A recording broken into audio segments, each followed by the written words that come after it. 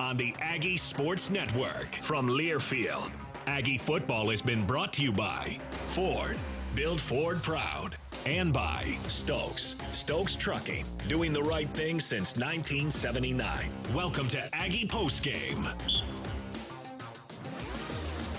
A gut punch of an ending, but boy, what an exciting game. Aggies trailed by as many as 31-7, but rally, tie the game up at 38 apiece. Unfortunately, lose this game 45-38. Today's post-game show brought to you by Farm Bureau agent Bruce Jones. Make sure to contact him, 435-752-3233 today. It's your future. Let's protect it. All right, Kevin, there's a lot to wrap our arms around with this one. Utah State had lots of opportunities. You had it down to the 7-yard line, 2nd and goal from the 7. Hillstead throws a bad interception across his body. Utah State defense holds, and Aggies get the ball back at the 48-yard. Their James Madison 48-yard line with 43 seconds left, and Hillstead's pass goes off the hands of Kobe Bowman and is intercepted, and that's how this game comes to an end. A lot of fight. You want to reward that, but still, my goodness, there were plays to be made and a game to be won today. Remember the play before the interception at the goal line? The Devon Booth run? Yeah. That he kind of, moved to the outside instead of getting upfield. We thought he was into the end zone. He had wide open space. Sure did. Upside, inside to get to the end zone, but he cut to the outside for some reason instead of getting upfield, and then it was the interception behind that. You just can't throw it. That's a mistake that the freshman will learn. He was special tonight, Scotty. 25 of 47 for 399 yards and 4 touchdowns. He did have the 3 interceptions, and that last one, not always on his fault, but the one at the goal line he'll learn from for sure. But he's going to be a good one. He gives you a lot of reason to hope. He brought the Aggies back from the dead, really. They were dead. Yeah. Negative 22 yards in the first quarter. It was 187 to negative 22 yards in the first quarter, and after the first play of the second quarter, you're down 24-0. But they kept fighting, kept battling, but there's still, you never question the effort from this team. It's the execution, the cleanliness of execution. You have a penalty on a touchdown that gives James Madison great field position. You have just a handful, the punt that Ike Larson jumped off sides that led to a touchdown for James Madison in the first half. So just a handful of things to clean up, but certainly a lot to build upon. Utah State, after that negative 22 in the first quarter, ends up going for 500 total yards in this game, including 399 from McKay Hillstead, who breaks the all-time freshman record for passing yardage as a freshman. And Devon Booth was really good in the second half. 21 carries for 103 yards, but just not quite enough to finish this thing off. And it's a gut punch. Yeah, that it is. And look, there's a lot of good we can take away from this. Utah State played really well, fought like crazy. You can applaud that, but I guarantee when we talk to Blake Anderson, he's not going to claim any moral victories. When you're 1-3, there's no such thing, especially with the scoring opportunities down the stretch. I mean, when you look at it, 5 turnovers for James Madison. As you recall, 38 all. You get the fumble and get the recovery, and you can't do anything with it. So they had their opportunities in that fourth quarter to take the lead or to tie it again at 45, and then they turned it over themselves. They end up with 3 interceptions and the 3 turnovers. You love the effort. You love the changes and the adjustments that Joe Cawthon made at the half for this Aggie defense, who was just ripped to shreds in that first half. But they came to play, kept playing in the second half, got this thing to – we never thought we'd see it be a barn burner down the stretch, but that it was. Utah State, as we go through some stats in this game and kind of focus in on some of your individual performances in this one. Of course, McKay Hillstead throws for 399, sets a record for most passing yards as a true freshman in a game. Darrell Garretson set that back in, what would that be, 2013, I want to say? Correct. Against Hawaii, McKay Hillstead with 399 yards, 4 touchdowns, but did throw 2 interceptions on his last 2 passes. And you've got Micah Davis, who completed a pass for 2 yards, and Stephen Kotzenle with 1 yard. That was the Switzer on the fake punt. Rushing, Devon Booth. How about this? 103 yards rushing. That's the first time anybody's even come close to 100 yards. But you're right. Probably should have cut it upfield and probably would have had a touchdown inside the 10-yard line. Elliot Nimrod, your next leading rusher with 18 yards on the fake field goal. for the touchdown. Yep. Down the James Madison sideline. And Terrell Vaughn, who only had one catch at halftime, ends with 10 again here tonight for 124 yards and 2 touchdowns. Jalen Royals, 7 for 57. Autotia had 3 for 47, all in the second quarter. Micah Davis had the big 76-yard touchdown reception there in the fourth. Colby Bowman had 2, including the long 63-yard touch. I mean, big play after big play in this game on both sides. I never thought we'd see this as a shootout, but that's what it turned out to be. And Utah State just comes up a little bit short in this game, having played their hearts out there in the second half. Aggies 4 of 6 in the red zone, left 2 empty possessions, and of course those were big ones. But Utah State did force 5 turnovers in this game. Aggies turned it over 3 times. This is a James Madison team which had not turned the ball over much this year, especially interceptions. But boy, they left it up for grabs tonight. Yeah, you had the Devin Dye interception in the first half that led to Utah State's first touchdown, and then the Anthony Switzer one in the third quarter that led to a touchdown. And then they got 3 fumbles as well, including that one from McLeod on the broken play that Blaine Spires was able to collect after the big hit from Cliff Mosley. But the Aggies were not able to take advantage of it, and they had their opportunities. You would never have thought that they would have had an opportunity to take a lead in this game, let alone have a chance to win it. Yeah. But they did, but they just could not convert there late in the fourth quarter, and that's something that you can teach from.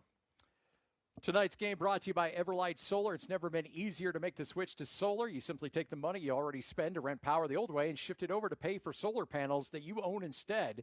It's all available for you at everlightsolar.com. We'll take a first break. You're listening to Aggie Post-Game Show, brought to you by Farm Bureau agent Bruce Jones. This is Aggie Football. Aggies drop a heartbreaker, 45-38 on the Aggie Sports Network from Learfield.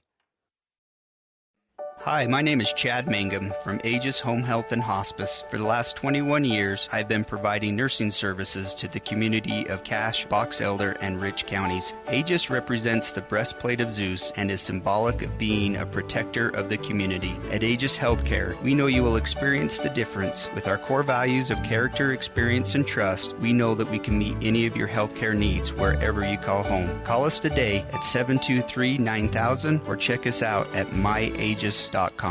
This is Ryan at My Mattress. My brother Travis and I opened our first store here in Logan in 2010 by Big 5 Sports. Recently, we opened our second location by Red Balloon Toys. We carry the world's best beds, IntelliBed Purple, Tempur-Pedic, and Sealy Posturepedic. And yes, we are the ones that tease Lewiston once in a while.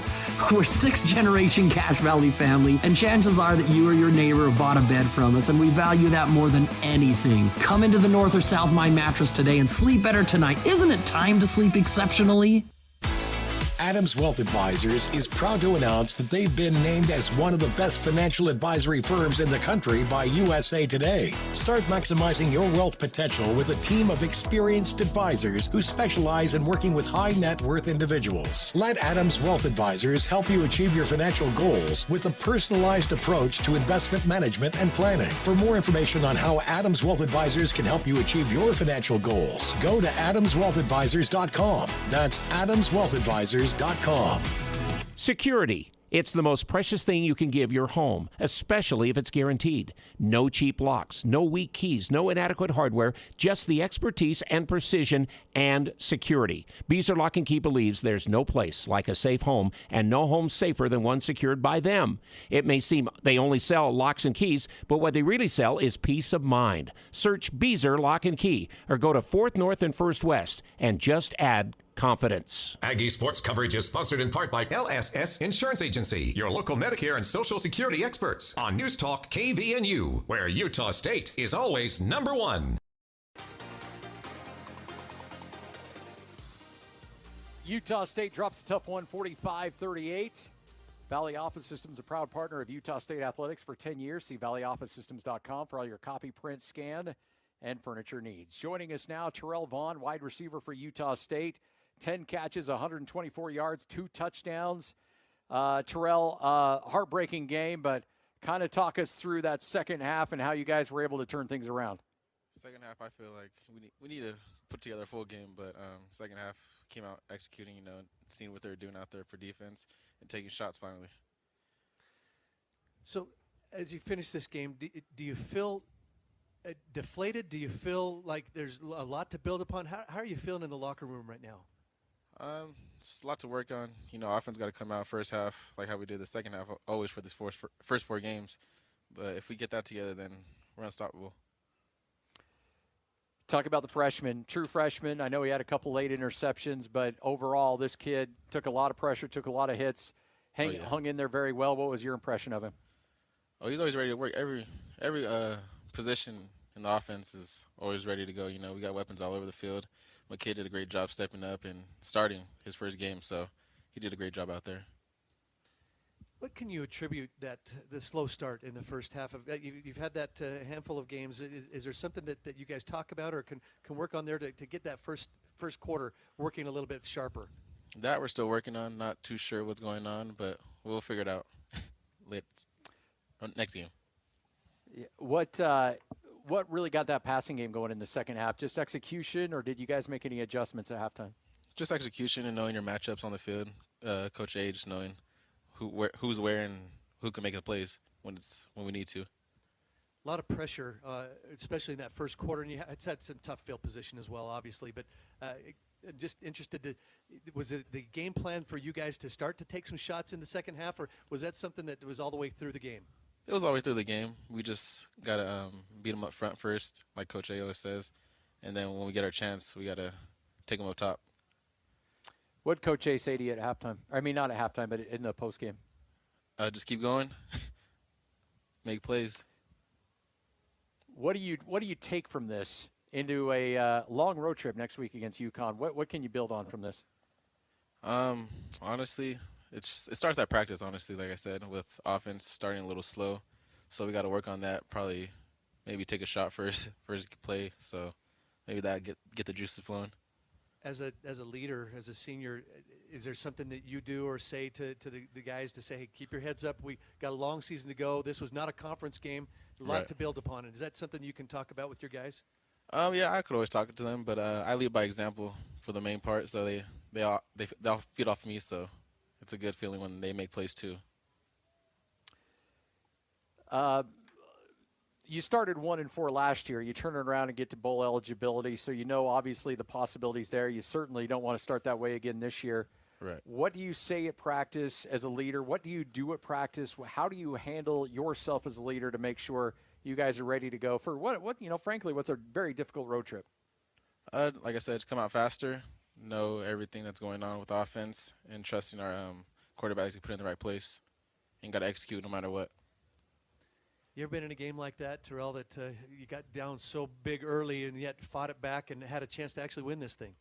No, I have not, but it's a crazy feeling, but we fell short. Terrell, appreciate it, man. Thanks for joining us. Yes, sir. Thank you. You got it. Anthony Switzer is going to put the headset on. We'll chat with him here in just a couple of seconds. Terrell Vaughn, though, 10 catches, 124 yards, 2 touchdowns. Just a tremendous performance. Jalen Royals, 557. You got Otto Tia with a big 3 catches, 47 yards. Micah Davis, 2 for 82 in that score. Kobe Bowman had 2 catches, 78 yards, and that big touchdown as well. Anthony Switzer joining us now, and that defense outside of the 1 touchdown was just really great in the second half.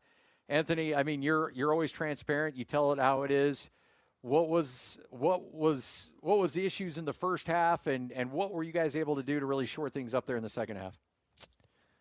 Man, to be honest, the first half, I'm really trying to figure that out with our team. You know, I talked to them in the locker room after Coach A, because, like, I told them, like, we're really 1 half away from dominating everybody that we done played. But right now, it's something that we're doing. Right now, I don't know what it is. I'm trying to figure it out because it's been 4 games and we did the same thing 4 games, so it's a bad habit. So, you know, it's something that we're not doing right. I don't know if it's at practice or preparing mentally, but, you know, we're trying to get that fixed. I don't think it's nothing. It's none of the play calls or none of that stuff or the execution, or, like, you know, what the coaches are calling. I'm just trying to figure out what it is. I don't know if it's something mental right now or. I mean, we have MAs. We haven't too many MAs to get us off the field as a defense. Offensively, I really don't know. But I know that if we can come out the first half and play like we do in the second half, like, man, like, we dominated every opponent. So it's not something that there was Joe Coughlin didn't make some crazy adjustments in the second half, or You guys just executed better, correct? Is that what you're saying? Oh, yes, sir. We executed better. We started creating turnovers. And, Coach C and our coaches, they work hard, and they'll be up here tonight, fixing this and working on UConn at the same time. So, their play calling is always on point. We have MAs on critical downs, like a lot of third downs and stuff. We'll have MAs, and so it's just about fine-tuning those things. And so, yeah. A lot of big plays given up in that first half. It looked like you actually did make a couple of adjustments moving. Looked like you and Ike and others kind of moved up a little bit closer to the line of scrimmage to try to take away that out route, that simple little sit route that they were getting big chunks of yardage on in the first half. Is that an accurate assessment? Yeah, so I can't tell y'all that. All right, look. So that's all right. So, but no, we make adjustments. Me and Ike being on the same side. Two smart football players, and then we have smart corners, so we're able to know what we're getting and know what they're trying to do to adjust. So yeah, me and Ike, it's basically just communication on the field. It wasn't really nothing that the coaches told us to do, but we all communicate. We all on the same page. We all right. I thought early in the first half, Devin Dye made a lot of big plays to keep you in this game. Give us your thoughts on his play early. Devin Dye, stud. Yeah, he's definitely a guy that I like a lot. During spring and during fall camp, he made a lot of plays. Like that's nothing shocking to me. What he did today is nothing shocking to me because I done seen him do it in scrimmages and at practice, and he's always locked in, always trying to learn, always extra meetings. Like in that DB room, it's a lot of depth. And like when guys get their chance, you're gonna see even more guys when guys get their chance. So even when guys start to graduate and leave, and y'all see guys that y'all haven't even seen before, like it's gonna be an eye opener to y'all. But that DB room, it got a lot of talent, in, especially at safety. You mentioned, I want to come back to what you said at the opening, that you kept the guys around after Coach A left. Was that kind of just a players-only discussion, and that's where you're trying to rally your guys? It wasn't. Well, when Coach A got done talking, the coaches they were still around in the locker room, but it was really just directed at us as a team. And I told them that we're 1.5 away from being a dominant team, and so I was I wanted them to keep believing in themselves because I was we got the team.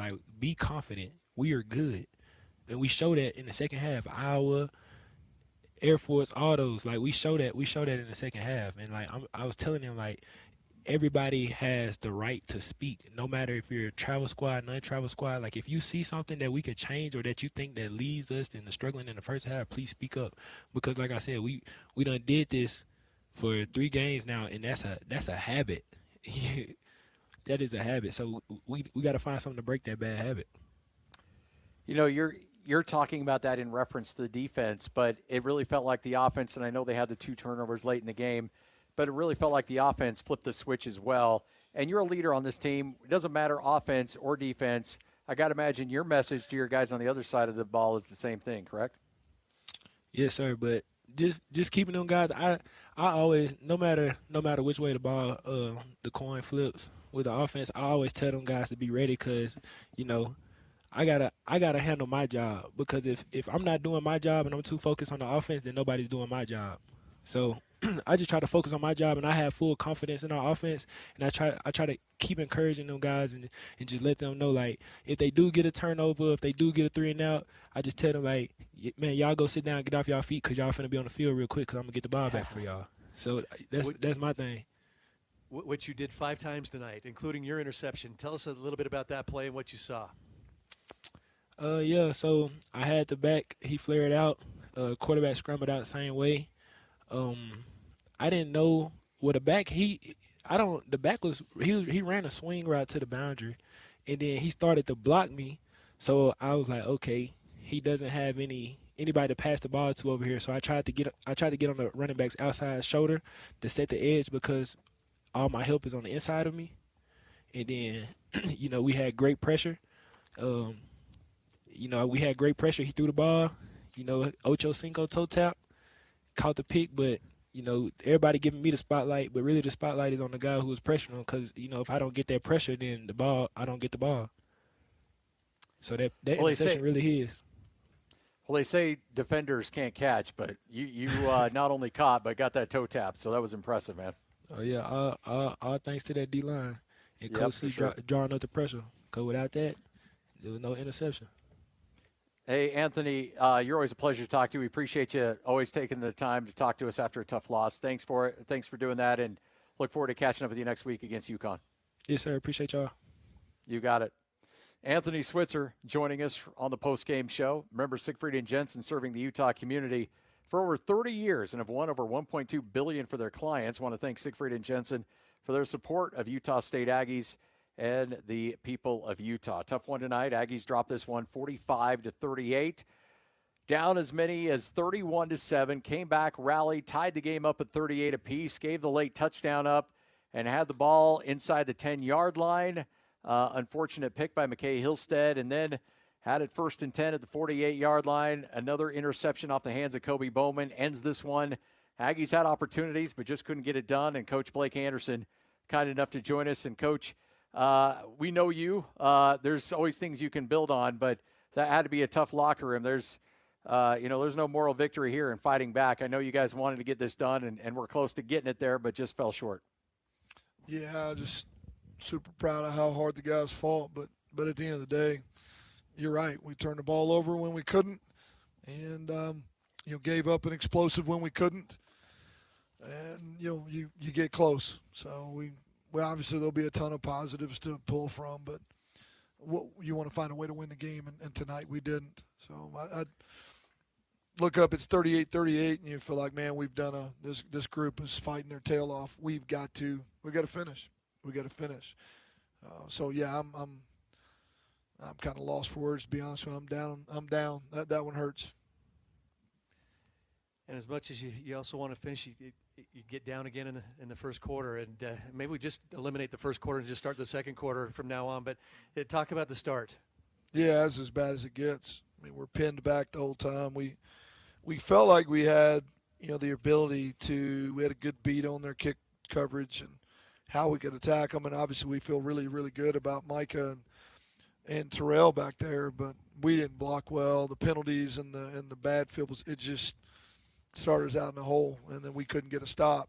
That's about as bad of the first quarter as I thought last week was bad. This may have been worse. You're down 24-0, and so that just tells you, I mean, to be able to dig it back to 38-38 tells you a lot about this group of dudes when we actually settle down and get out of our own way and just play ball. Somehow I guess we just got to start the game at the second quarter from now. Maybe that's our best chance. A lot of good from McKay Hillstead, 399 yards, 4 touchdowns. I know that you'll prop him up for that. The touchdown and the old adage, you don't throw late across your body, especially when the field is condensed like that. Kind of talk about the good and maybe the bad as well. Well, the bad is easy, man. You can't turn the ball over. He's got to throw the ball away there.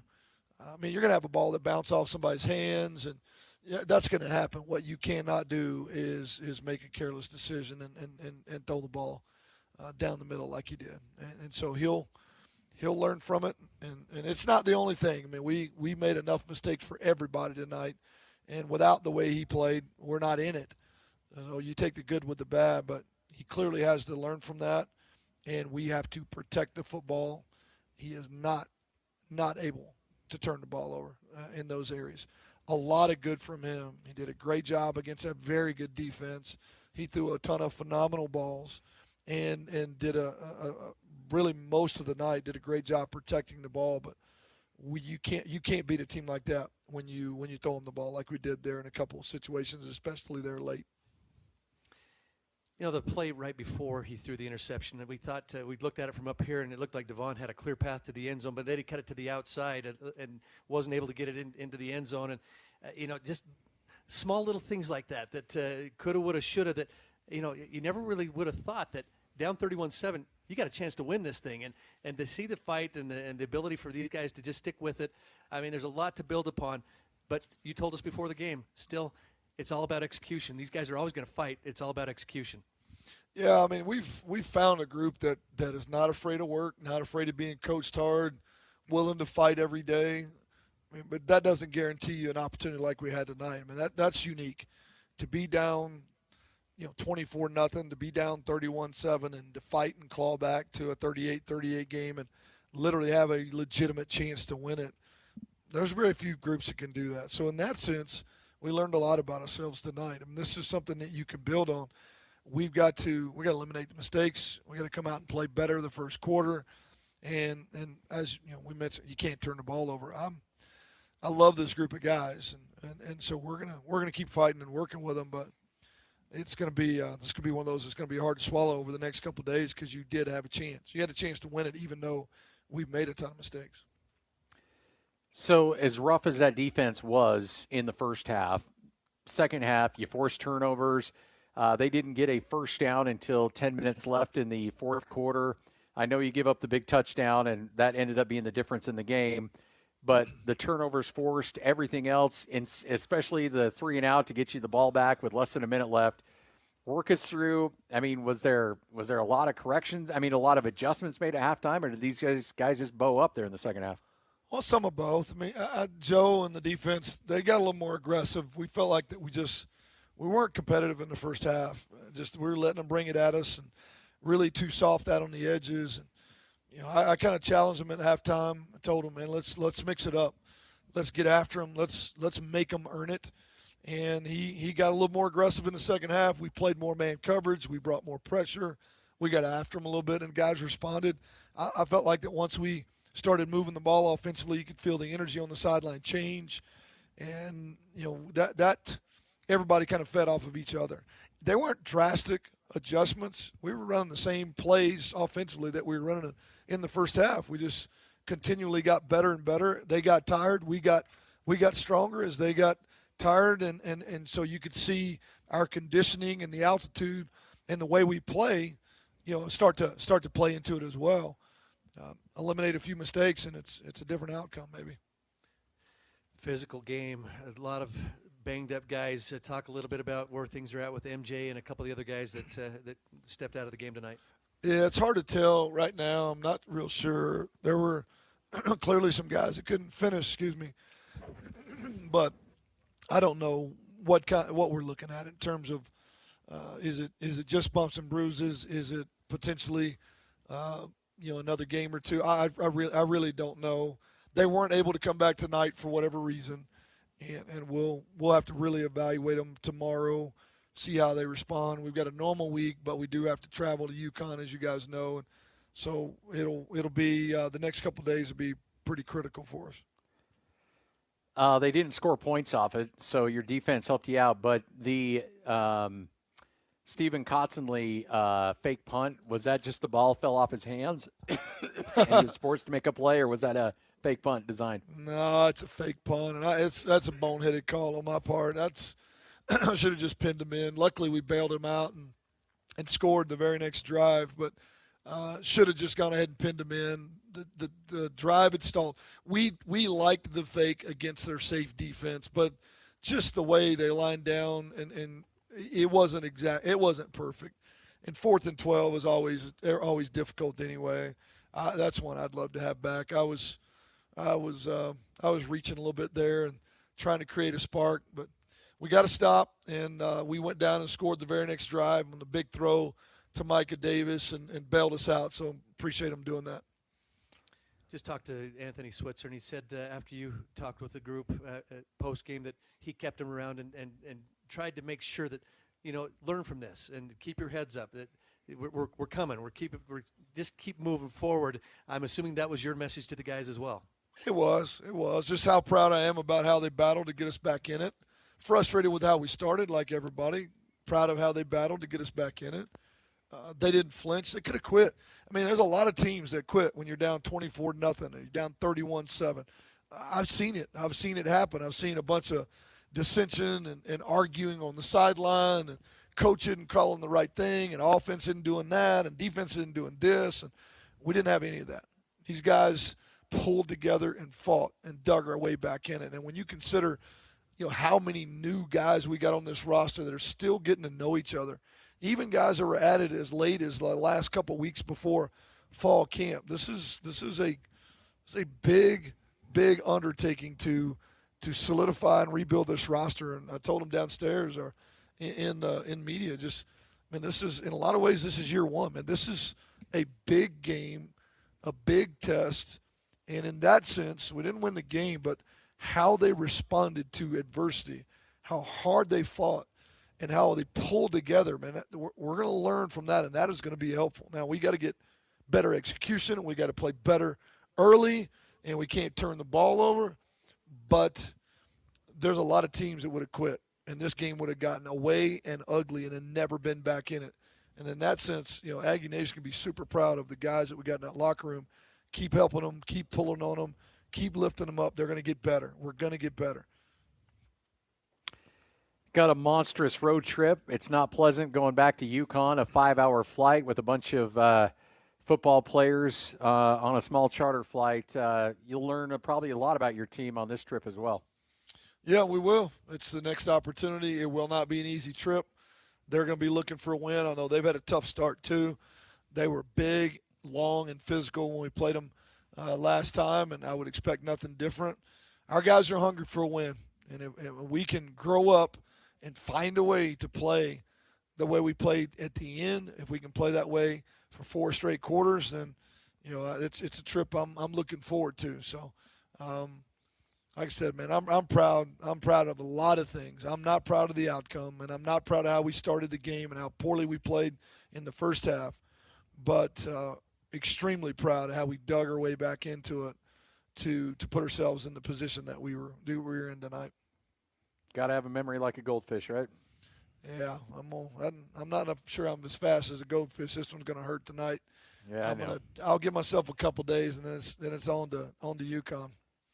There you go, Coach. Appreciate your time as always. Thank you. Thanks, guys. All right, there you go. Blake Anderson, head coach at Utah State, joining us here on the Aggie post-game show. That conversation brought to you by Sports Academy and Racket Club, your results, your life. For those listening on The Zone and some of our other network stations, we'll be back with more of your post-game show.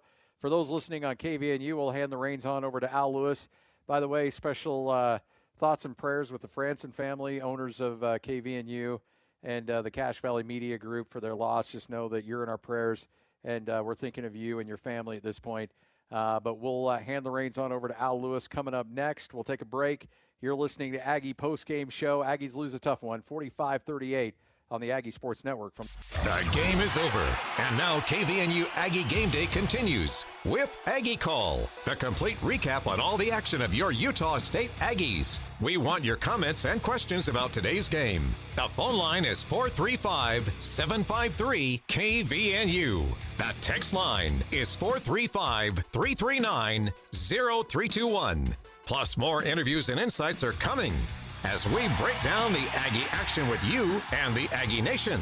Aggie Game Day is brought to you by Jarek's Fine Jewelry, Les Olson IT, Adams Wealth Advisors, DD Auto and Salvage, LSS Insurance Agency, Cache Valley Ear, Nose and Throat, Cafe Sabor, Beezer Lock and Key, Advanced Heating and Air, The Sportsman. It's KVNU Aggie Call with Al Lewis and Eric Franson. And tonight, our expert, as always, is Ryan Bohm. When he can get here, we appreciate Ryan Bohm being with us here tonight. So it is just us, Ryan and myself. Scott just mentioned on the Aggie broadcast, we lost our first lady of our Cache Valley Media Group building here, and our family that we have here is Pat Franson. Kent Franson, who is the owner of the station's wife, did pass this morning. It's been a lengthy kind of deal that she's been having with some situations that we all didn't really expect, but it's been a while and was expected. But again, when it finally comes again, it just is really hard. So Eric's not with us tonight. He's with his dad and the family, I believe, in St. George. But it's good to have Ryan Bohm here with us tonight. Quickly, Ryan, we do already have one waiting on the phone line, but just a quick thought. This was about as wild a game as we've seen in the stadium in a long, long time. Unfortunately, the Aggies come up short. Yeah, that was something else. It's really, the tale of two halves. Like, the first half, certainly the first quarter couldn't have gone worse. And then in the second half, we look like a completely different team on both sides of the ball. Played great, clawed back into a game, made it super exciting. It was really fun to be there in the stadium. It was freezing cold, but it was a lot of fun. And, it's interesting to just think of how much this was, two-faced. This was completely yin-yang, and this team is trying to find an identity, and it's like we can see how good they can be and how bad they can be in one game. Mm-hmm. And first quarters we cannot solve this year. We just have not been able to do that. And field position was horrible for us to start a game, but we didn't overcome any of that at all to start the football game. Like we did later when we had some bad field position, we made some plays the second half of things. Right. Whatever warm-up we have, we need change it. Yeah, fire that coach, and let's figure something out. Okay. Jason, I believe, has been patient enough to wait. 753-KVNU is our phone line number. And then outside the Logan area, you can use an 800-369-KVNU. But the text number is 339-0321. So 339-0321. You can text us. But Jason, I believe it was Jason, right? Are you there? It's Jason. Yep, Jason. I said Jason. Go ahead. Jeremy. Oh, Jeremy. I'm sorry. Jeremy. I knew it was a J. I couldn't write it down. Go ahead, Jeremy. Jeremy. Hey. Coach, anybody that doesn't follow you through the hard times, we don't want them anyway. We'll follow you through the hard times, and we're there with you every step of the way. And anybody that doesn't follow, we don't want you. Coach A, we're with you. Players, we're with you. This is a hard game, but we will follow you through the gates of you-know-what all the way. I think it's an interesting comment to make in a game that had to frustrate a lot of people and all, but you saw what this team really did come back from. 31-7. I mean, 24-0. You don't come back from those kind of things to have a chance to win. Hey, if anyone doesn't want to come back from 24-0, like I said, we don't want you, but I will follow you all the way. We will call out every fan, every player that does not want to follow you. Okay. Aggies, all the way. All right, Jeremy, nice to hear from you tonight. And again, the text line is getting going as well tonight. Hey, my Bees are lock and key before the game. Always do a lock. I thought that for sure the Aggies had to have at least around 100 yards rushing in this game to have some kind of something at line of scrimmage. Eventually, by the end of the game, they got there with 98 yards, but it was 102, I think it was, for Booth, 103 yards total to overcome what they did, because I felt like we had to get the pressure off, and we right off the bat, first play of the game, we try to run the ball, we lose 3. The second play of the game, we lose another yard on a screen pass, and we get sacked. I mean, we had to have something in line of scrimmage, and Ryan, this game for our Bees are lock and key lock of the game, it changed at the line of scrimmage after the first quarter. We started to do better in the second quarter. Yeah, we did. I think, Coach A alluded to it. I think altitude, conditioning, look, James Madison looked like a different team in the second half, and we started to play better, but in the first quarter, they looked faster, bigger, stronger, better coached. They had scouted us. They knew our plays. They were bringing pressure. They looked like a totally superior team. And then it just started to slowly change in the second quarter, and then third and fourth quarter, it completely flipped. And so, I think that's kudos to strength and conditioning, and it's an advantage we have. These guys coming from, sea level or close to it, up to 5,000 feet. It's tough. All right, we've got Tyler with us. Hello, Tyler. 753-KVNU is our phone line number. Go ahead, Tyler. Aggies lose 45-38 to James Madison. Hey, Ryan and Al, thanks for taking my call. First of all, I want to also echo the condolences to the Franson family and the loss of Pat. Tremendous lady. Haven't got to meet her when I worked down at the radio station for a few years, and sympathies and condolences out to Kent and Eric and Ryan and Tiffany and all the rest of the family. This game, I'm just wondering with this game, these first quarter slow starts, it's not a this year thing. We saw this a couple of years ago. We've seen it historically. I'm just wondering, at some point, do you completely throw out, change up whatever you do pregame, or just do something, not necessarily the warm-ups and everything, but do you try doing something kind of radically different just to change up the energy? And and do something new to kind of exercise the demons, because this is not something new. This is not a new bad habit. No, it isn't. A slow start for Blake Anderson teams. 5 to 6 wins last year were comeback wins, and 12 in his career at Utah State of the 18 he has have been comeback wins. And again, remember, it was double digits that they came back from in the magical year of 2021 to win so many games. Ryan, you've coached, or you've played a lot of football. Do the warm-ups even count, or do they really? Is there something about that gets you started the right way? Certainly. I mean, it's funny, right now I'm coaching a bunch of 7th graders, and I can tell you during our warm-ups how the first quarter is going to go. There's a different look in the eyes. There's a different level of focus. There's a different speed at which the kids are warming up. Now at college, it's probably not as obvious, but I agree with Tyler. I think they need to do not so much necessarily warm-ups, but in terms of the strategy for the first couple possessions.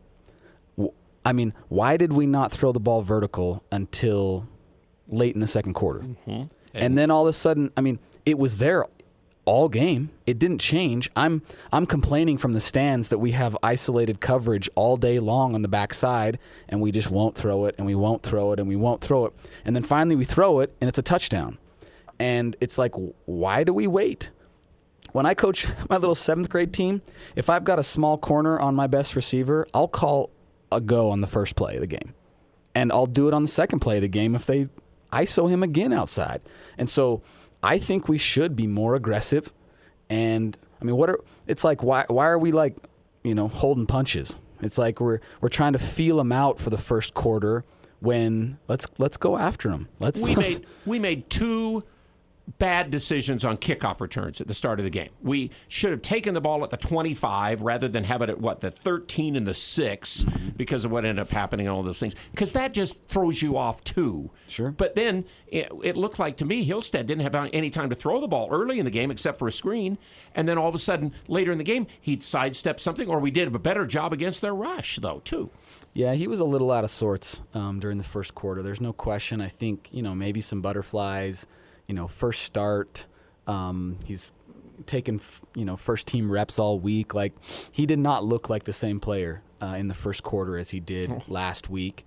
And then whatever happened, maybe he just needed to get knocked around a little bit, but he started slinging the ball. And my goodness, that kid, he's a gamer, and he can throw the rock. So I was super impressed with how he just kept hanging in there, throwing the ball, making excellent throws. I mean, excellent throws. He did not have protection tonight. He was getting hit, getting sacked. A couple times it was probably on him. He needed to get rid of the ball. But for a true freshman, a kid that was playing in high school last year, to come out and throw the ball like that, that's tons of upside. 399. He did have the 4 touchdowns with 3 interceptions. Tyler, anything else from you? No, just this is my first call this season. I had to leave. I didn't get to see the end of the game. I had an obligation I had to drive away from. Thank goodness we can have the games back on KVNU again. So I'm glad that Jerry Bovee and everyone were able to get it worked out with you guys. And it's just an asset to the Valley and the businesses that want to advertise and support the program. So thank God for that, and appreciate you guys, and go Aggies. Thanks, Tyler. Really appreciate it, man. Appreciate that. And let's go to the next one on KVNU Aggie Call. And go ahead. I didn't write your name down, but you're on the air. Is that me? That's you. It is. I'm sorry. Perfect. No worries. Hey, I just had a few comments. One of the weirdest football games I think I've ever experienced, it really was. Not just the ebb and flow of the first and second half, but just, the changes of possession. And it was just a very odd football game. That said, I wish Jeremy was my boss. My assumption is he doesn't employ people because I'm not with Blake Anderson in everything. I'm not with the team on everything, and specifically in the first half, the starts to games. I don't have to mention already, but the way we're starting football games, I'm not with Blake Anderson and whatever he's doing to prepare, or the lack of what he's doing to prepare this team to put up a fight. Early in the contest, it's been pretty disappointing. Let's see. I want to talk about our refusal to set the edge on defense in particular. Like, we had a lot of takeaways. I appreciate that in a way that got us in the game, but our inability or refusal, from what I could tell, to consistently watch ends pinching in and completely giving up the edge. Corners playing 20 yards off was really disappointing from a defensive standpoint. And one more. No, I think that was it, more or less. Okay. And what was your name? I'm sorry. My name's Jeff. Jeff, thank you very much for calling in. Appreciate it. Let's have thank you, Ryan, our man. What about this edge defensively he's talking about? Ryan, you see all that kind of stuff. I would not have any idea what they're doing out there. Yeah, I agree. I think, Coach talked about it in his interview where he said that they, became a lot more aggressive in the second half. And for whatever reason, in the first quarter where you just kind of wanted to play zone and sit back, and it's almost that bend don't break kind of mentality like we used to do a decade ago all the time. And then in the second half we started to be more aggressive. We put more guys in the box and we played man coverage, and it completely changed the game defensively. And so I agree. Why are we waiting? The edge, the one thing I did notice is we were having a tough time with them taking runs to the outside a little bit in the football game. Even there at the end of the game, we punched the ball away from the one running back, and we punched it away from the quarterback eventually. But those were his was a broken play where he was trying to hand it off, it looked like. But it did look like we were giving up a little bit of the run on the outside. Part of it's just scheme. We don't have enough guys in the box. I mean, we were set up. We thought they were going to throw the ball, which they did. Well, in the first half, they really threw the ball the first half. Yeah, and so it's interesting. We were in a cover two or like a nickel or dime package, so we've got 5 defensive backs out there, but then we're still bailing, bail coverage on our corners. Like Jeff mentioned, we're in an immediate back pedal. We're giving up 8-yard outs wide open all day, and so when you've got a safety having to come set the edge from 8 yards deep at the snap, that's just not a good matchup. And we changed in the second half. We brought more linebackers in, and even if we had that safety, we rolled them down to 4 or 5 yards at the snap of the ball. So I agree. I think we were too passive offensively and defensively in that first quarter and got smacked in the mouth. And it seems like we're trying to feel teams out in the first quarter instead of, scouting them out, putting together a game plan and being aggressive. And, unfortunately you get in a 24-0 hole because you're trying to figure out what to do. Obviously, I got to give it to it. Obviously our coaches are good at making adjustments because every single game we've seen it. Yeah. Mm-hmm. We've made some great adjustments. But what are we doing all week long that it appeared that James Madison knew exactly what we were going to do and had scouted out what was going to work against us. So what are they doing in preparation to be ready to play where it's like we have to test it out for a quarter before we're ready to play? Mm-hmm. And especially this week because it was such a major topic from the coach himself even after the Air Force game of these first quarters have got to change a whole lot. Got Sean waiting at 753 KVNU. Go ahead, Sean. You're on the air. Hey, guys. Beautiful evening, a little bit cold, but always great to be up in Cache Valley. Couldn't believe that we came back. Glad I stuck around to the end. One question, it was hard to see in the south end zone. So the second to last possession, James Madison had it on the third down when they didn't get it. Why did they not stop the clock when he went out of bounds? That would have been a helpful 20 seconds to have. But other than that, proud of the fight and hope they can turn it around. Okay. The referee ruled that he fell to the ground in bounds before he rolled out of bounds, the quarterback. And that immediately the guy on the sidelines was winding his arm, so that was it. Now, on that sideline, one of the more interesting things that's ever happened in a college football game happened tonight. When Nimrod ran 18 yards on the fake field goal for the score, they had a guy on the sidelines that came out with his cell phone to the officials and says, look, he stepped out of bounds. And the officials go, you can't be here. I can't believe there wasn't a penalty called because they'd already reviewed it, and then the coach went back on the field. I'm kind of totally surprised. It was an amazing deal out there. Yeah, it was something else. There was a few calls or lack thereof that I thought were interesting. That last touchdown The guy scored the 70-yard touchdown. He took the ball, threw it 30 yards in the air, up through the goalpost, which is right usually in front of the ref, and he didn't throw a flag. That 15 yards would have been nice. Yes. So, I mean, we saw what it did to us on our kickoff absolutely. to lose the 15 There yards. was a few things tonight that I didn't understand why they didn't throw the flag. We need to take a break. We had a lot of callers. We appreciate that. We need more at 753-KVNU. You can always call us. But the text line is getting full, and I've got to go through those with Ryan Boehm as well. 45-38. Aggies lost to James Madison. The only points they scored in the second half were a 74-yard pass with 5:52 to go to make it 45-38. Aggies had some really golden opportunities after that. They took the ball away a couple times after that. Still couldn't get that tying score. And we'll be back with more right after we take this break. Are you going to the Parade of Homes today? Make sure to check out the appliances inside the beautiful homes at Northridge and Brio. This is Jay at Daryl's Appliance. We are excited to be a part of this year's event. Did you know Daryl's offers exclusive builder pricing on luxury brands like Wolf, Sub-Zero, and Thermador? We can even stack the savings with rebates too. We have it all, including GE Cafe and KitchenAid appliances as well. All of that only at Daryl's West on Airport Road, open until 6 p.m. on weekdays, 5 on Saturday. Enjoy the show. Les Olson IT is your source for top quality technology. We carry the latest desktop and laptop PCs in stock, configured to your specific needs, and backed by our award-winning support team. And if your business demands high-performance hardware, we offer custom-built computers that can tackle any task. We also offer great computer accessories like monitors, keyboards, speakers, Fujitsu document scanners, and more. Get a quote today. Les Olson IT.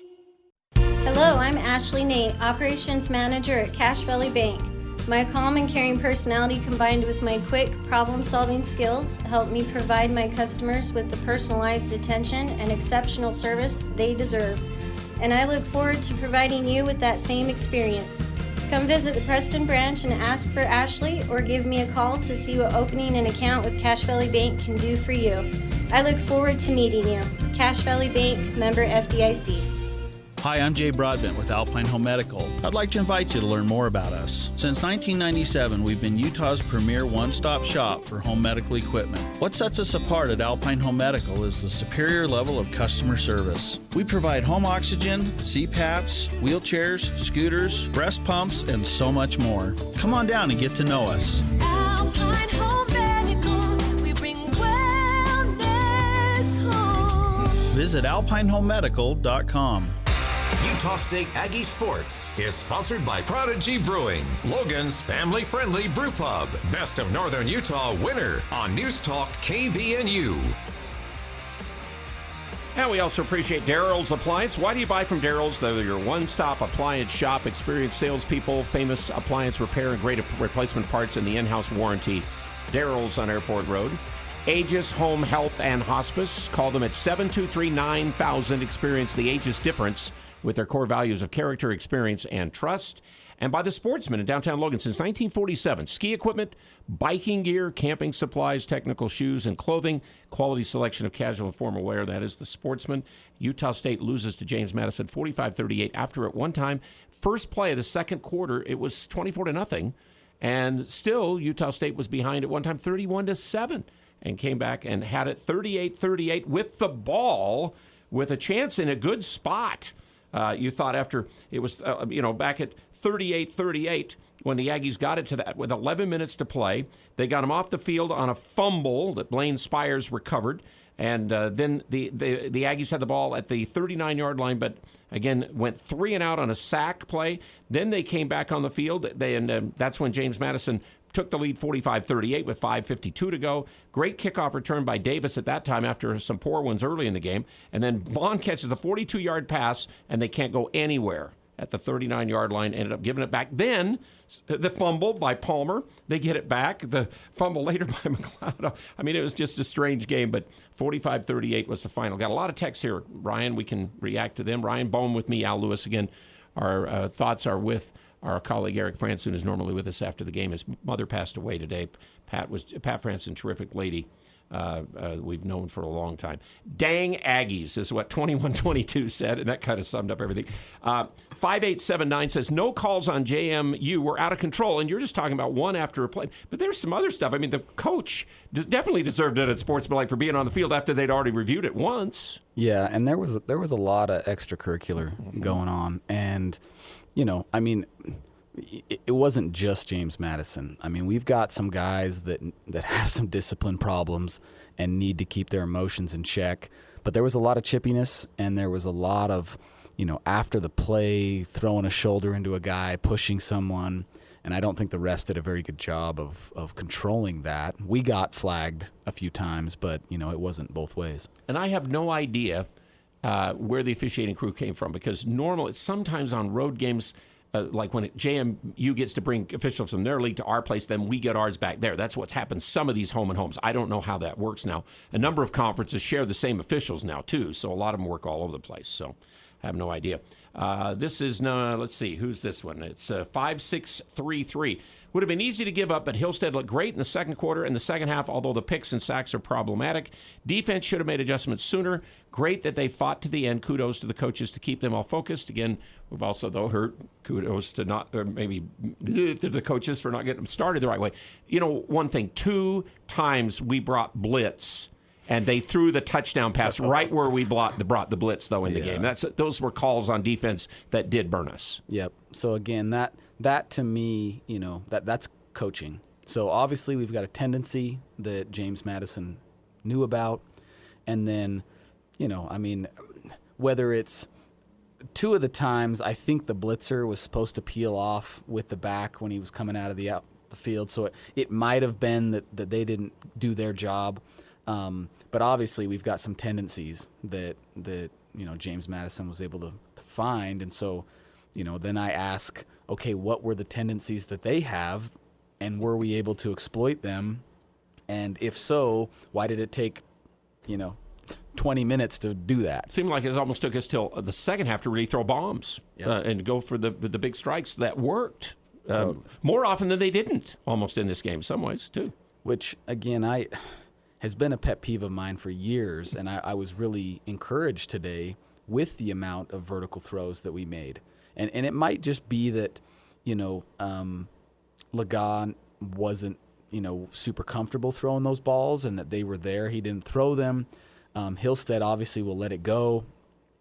You have to challenge defenses deep to keep them honest. And you need explosive plays. To put together a 12-play drive and go 80 yards and score a touchdown, that just doesn't happen very often. You need explosives. You need to get 20, 30 yards at a pop and get a 70-yard bomb. And you have to have plays like that. And if you never throw the ball vertical, good luck. Like, a running explosive is extremely hard. And so for us to come out and throw the ball like we did tonight, and then what you saw is it opened up the run game as the game went on. It did. And so, for heaven's sakes, let's continue to challenge teams. Let's just do it right out of the gates. We had one 11-play drive for a score in the game. We had a 10-play that got a field goal. The other 10-yard, we had a 12-play drive that we tried to fake punt, and then we fumbled it, and then we passed the ball, and we didn't make it anyhow on that one fake punt play. That was it. Here is 2070 saying this. Got to punt and run and pin them on 4th and 19. I know we got a fumble, but that's a bizarre call and a dead wrong decision. What about going for that one on the 4th and 19? I hated that call, okay. and Coach admitted to it. He regrets that call. If it's 4th and 5, and maybe we're on the plus 40 or something like that, maybe that call makes sense. But if you're going to go for it, just leave your offense out there. The guy that's used to throwing the ball, and your receivers are in position to make plays. So I don't mind going for it per se, but just leave your offense out there in that circumstance. It really hurt us, too. We had to use those 2 timeouts early in the second half to not have them at the end of the game. Yeah, killed us. One was when we hadn't even started the series and had to use it, and then the other one was, it looked like something was misaligned or whatever. And we only had 10 guys on the field. Yeah, okay. Defensively, so one of our corners wasn't out there, cost us an early timeout. Yeah, those are big mistakes. And and obviously, that really hurt us toward the end. That was something that 1326 brought up in the text line tonight. Anthony Switzer played out of his mind tonight. I wanted to shout him out especially. What an effort by the defense. They put us in a position to win, but the offense just flat lined after we tied it up. They flat lined after we tied it up. What an incredible effort tonight. We just need to change our plan and show up in the first quarter. We always dig ourselves too big a hole. I mean, the offense, maybe you might say flatlined there, but hey, Vaughn caught a 42-yard pass on the one series. The next time we had the Booth runs for 35. So we got out of holes to get a chance for the offense, and then obviously after that it didn't work out as well. And Booth on the one run inside the 10-yard line, if he goes inside, I think he walks in on that play, goes to the outside, and then we throw the interception on the very next play at the goal line. Yeah, I thought he was going to score. Mm-hmm. He bounced it one more time, and I think when they watch that film, he's going to wish he had that run back. Thank you, 0700 for the text. Here's one that says, please address JMU coach and his tantrum after walking on the field, touching a ref twice, then trying to show a cell phone. Why did they throw a flag? I'm sure these officials will probably hear about this from whatever conference their officiating arbiter is who's in charge of that league. Like, hey, hold it. That's not the way you do things. And it had already been reviewed. We have... It's not a big TV game tonight. This is only televised by KJazz. They take the feed from Utah State TV in the stadium. And later on here, I see that 0061 says Nimrod totally stepped out of bounds on the run. Then maybe that's the cell phone picture that the guy's got on the sidelines. But did he run right out to the? I mean, heels and toes on that line are hard to tell unless you have really a lot of camera angles. Mm-hmm. And once they called it and said, "Okay, we looked at it, we can't really tell, so we got to go with the call." The coach has to take that. He can't continue to. What else are they going to look at? Yeah, he was throwing a temper tantrum And again, the referee needs to throw a flag and get him under control, maintain control, because, he continued to kind of throw tantrums later on in the game as well. But that was a really weird episode. Well, he in the 0061 saying he did totally step out of bounds. If that person who saw that was on the sideline could see it. I don't know if you could see that from the stands one way or another to be able to say that. But this 0061, you say you saw it. We still got the first down is what he is saying. So, would we have gotten the end zone at that point? That finally got us that finally got us a score. Yeah, I don't know. It changed the game in a lot of ways. It did. It really did. And hey, we gotta recognize Nimrod. There was a good defender right on him, and he ran through a tackle. I thought we were toast. He ran through a tackle and at least got the first down for sure. So that was a really athletic play. That whole period of time, I bracketed that part of the game. It was so strange. Of so many things that happened there. Face mask on the offense. They ran for 25 in that place. Spires tonight. Hey, where did this guy come from? I mean, he was all over the place tonight in this football game, picking up that fumble at the end of the game, and Ike knocked it out on that play. And so there were. I mean, it's amazing what we saw tonight there. Let's see. Again, the text line is 339-0321 on Aggie Call, 45-38 for James Madison. They were ahead, folks, 31-7 or 24-0 at one time in the game, and the Aggies had the ball tied with a chance to maybe win it, and they lose 45-38. This is a 9-3. Oh, I'm sorry, I took out 86-30. Ryan, can you explain how competitive we are right now in the INL game? Hillstead looks like he'll be really good. That makes me think, is he going to stay here? You at least were at the meeting. They're starting to put together whatever they can do INL-wise here in Logan to try to keep the players around. Yeah, so NIL is the new rule that allows, these kids to get paid for their name, likeness and image, and Utah State through the the Blue A Collective is trying to raise money so that we can be competitive. Some of the numbers that I've heard is that we need to raise or we need to spend $1 million a year at least. Probably just in football. Yes, to be any bit competitive with anybody we play or we're going to play with, and that still may not be enough to keep some guys anyhow. Right. Too. So, at the end of the day, if we want a competitive team in this new environment, people are going to have to, give money. And certainly, many people are not able to, give hundreds of thousands of dollars like some donors might be able to. But if you can give $50 and maybe do that on a monthly basis or something, that's going to make a difference. Even $27 a month is one of the levels, $27.20. And, enough people do that, and we're going to have the money to keep a kid like a Hillstead, who obviously has got a ton of upside. Are there going to be some people that probably come calling for some of these players? For sure. But, there's reasons to be here, but we have to have resources. Because, if you take a look at like our basketball team this last year, I talked to the basketball coach, and he said, look, most of those kids wanted to come back. But when you get an offer from, Creighton for $300,000 or $200,000 or whatever, and you're 23 years old and you're starting your family and your career, you have to go, even if you want to be here. And, VCU is going to give you $100,000 or whatever the numbers, you have to go. And so unless we are able to be competitive in that space, and we'll never have the money like some of these big schools, but I don't think we need it, because I don't think a lot of these kids want to go there and be second string or whatever. If we're somewhere in the ballpark of the money or even half the money, it's like, look, it costs a lot to live in New York City or LA or whatever, but if we can get them something, then I think, these kids will stay. You watch what could happen here in the next little bit with NIL.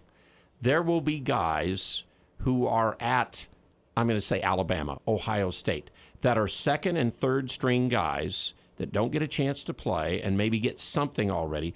They're going to, after 1 year of doing that, if they get even something somewhere and can be the star or the player at some other places, there's going to be more movement our direction. Now, we're going to lose some guys going the other direction because of if they're really good. Mm-hmm. These schools are losing. In basketball, they're losing them after 1 year. Yep. And they need bodies. Football, they have to wait a little bit. I think they have to be draft eligible, junior, is it 3 years or 4? I think the NFL doesn't take anybody till at least 3 years of college entrance, I think is the way it is, if not 4. Yeah. So there'll be some of that going on, too. Ninth, we need to take a break. We're close to the top of the hour. And we've got a lot of texts. We'd love to have more calls, texts as well. 45-38, the Aggies do lose to James Madison in a terrific comeback effort, but couldn't quite get it done there in the last 5 minutes after James Madison scored their only score. And the only time they really moved the ball in the second half was that time. And we'll come right back after this. Fall is here. This is Mark at the Sportsman on Main Street. I invite you into our amazing store to see the new fall collection of amazing clothing, shoes, and outerwear for women and men. We have brands like Cool, Fiore, Fjallraven, and we have brought in some new brands from Europe that you will love. Trust me, you will look truly unique in whatever you buy from the Sportsman. Come in and let us take care of you. You'll be glad you did. For over 75 years, come and see us at the Sportsman on Main in downtown Logan with tons of parking in the back. Make it 3 years in a row. Advanced Heating and AC is honored to be named gold medalist for the best of Northern Utah in the AC HVAC category. They thank you for your support and vote of confidence in their company. You have many choices when it comes to your home's heating and air conditioning system. Make sure you choose the gold medal winning company, Advanced Heating and AC. Call 752-7272 or stop by their showroom west of DI. Online at advancedheating-ac.com. Prodigy Brewing is celebrating fall in the air. Kids are back at school, USU students are on campus, and weekends are for football. At Prodigy Brewing, you'll find something to satisfy everyone's tastes. Juicy burgers, sizzling wood-fired pizzas, tasty salads, and a kids menu. Don't forget, September 23rd is the Giant Pumpkin Festival on Center Street. Stop by Prodigy Brewing for a quick, delicious lunch or grab a tasty Prodigy Brew in the beer garden. Voted best craft beer and bar and grill in Northern Utah. Prodigy Brewing on Center Street in downtown Logan. Extraordinary service and family friendly.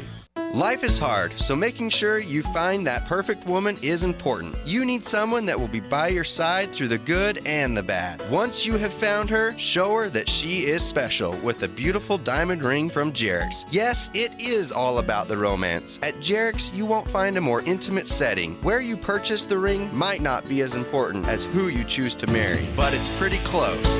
Jerix fine jewelry, make it special, make it Jerix. Cache Valley Ear, Nose, and Throat, the Allergy Clinic and Hearing Aid Center are located in North Logan in the Three Peaks Medical Plaza and Providence on Gateway Drive. Doctors Benyon, Blotter, and Robinette and staff have over 75 years of combined medical experience, providing the very best patient care for ear, nose, and throat conditions. Most insurance products, including SelectMed, are accepted. Go to CacheValleyENT.com. That's CacheValleyENT.com for appointments and details. Cache Valley Ear, Nose, and Throat, located in North Logan and Providence. The Aggies are always number one here. It's KVNU Game Day with the voice of the Aggies, Al Lewis, Eric Frenson, and Ryan Boehm. And it's Al Lewis and Ryan Boehm tonight, and we're on KVNU Logan, incidentally, just after 11 o'clock on this Saturday night. The Aggies did drop to 1-3, made a football game out of something that looked like was not even going to happen in this one when it was 24-0, first play of the second quarter. And another bad start got the Aggies way behind, but they got all the way back, and they had chances and time to get it done even tonight, but they don't. In the end, 45-38 to James Madison, who goes to 4-0. Okay, back to the text line. Oh, caller just called in, said the blue light's on.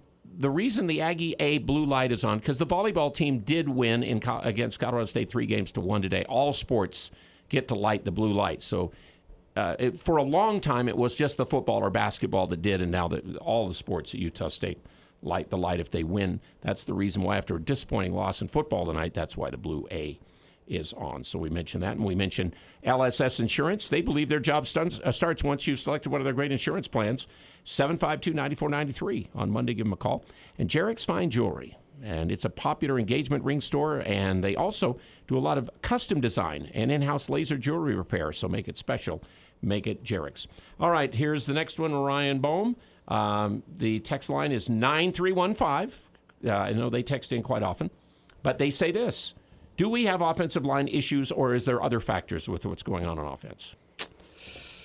I don't break down the film enough, but I think we do. I mean, we didn't. Did we have a sack? Yeah, maybe one. We maybe had one sack. We maybe had one sack. Let's see. I'll go back and look at that real fast. My guess is we had 2 or 3 hurries, maybe, and that guy sat back in the pocket and had all day. Hillstead got sacked multiple times. He got hit just as many, if not more, times than he even got sacked. And it wasn't necessarily that he wasn't throwing on time. I just think teams know that they can bring pressure. And if they bring pressure, they're going to get to our quarterback. So, and even when they don't, I mean, in that first quarter, they didn't have to blitz. Their front four was able to get home. And so at the goal line, those are just your front people, and they were doing the job. Yeah. So, we're having some issues with protection. And unfortunately, we got a little guy back there at quarterback who got beat up tonight. And he stayed in there and he threw the ball. But he's not a very big guy, and if he gets hit like that every game, he won't survive the whole season. And the coach even said that when he talked about Cooper Legas. I told Cooper Legas, we're going with Hillstead right now, but we know that he'll have a tough time taking every single snap the rest of the year the way it is, and so Cooper has to be ready to go. We got one sack. That was the play they called the grounding on, they called the intentional grounding. On the other side here, let's see. They get 4 official sacks, it looks like, tonight. No, 5. They had 5 sacks. 5 sacks, and then he probably got... They don't have the hurries on the stats that I've got here, but I'm sure there's he got it in the chin multiple times. So, he's all of 5'10" and $150 wet, and it's like, these are 290-pound defensive ends that are lighting him up. And it did also look like that they started a different offensive line, I think. I don't think Frias started the one spot. It looked like Moat started that side, Anderson other side tonight. We'll have to see the final official stats on that. Let's see. Here was 0061 says the heel was maybe out, but there was a full foot out, is what now they said. So this guy's really got a good shot at what happened there on the sidelines with the play. Well, he should have earlier got down there with his phone. Yeah. And that probably makes it more understandable why the coach was so adamant and was losing his mind is, if he saw that and and it's their sideline and right. all this thing. Yeah. Devin Dye, this is perfect. 56-33 says Devin Dye had a series, second quarter. He had a TFL, a tackle on a catch for no gain, then a pick. We should single him out. Yes, I have it right here. All the things that he did with that TFL, the tackle on the short pass play, and then his interception.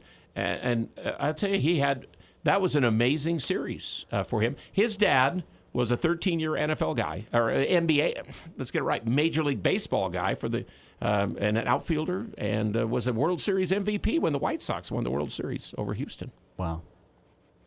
Yeah, great series. We need more of those. Mm-hmm. Players make plays. That's what Coach A used to say. I remember that. And it really comes down to that. You can scheme and you can execute, but at the end of the day, it's one-on-one matchups. It's getting a sack, fumble. It's a pick six. It's blocking a punt.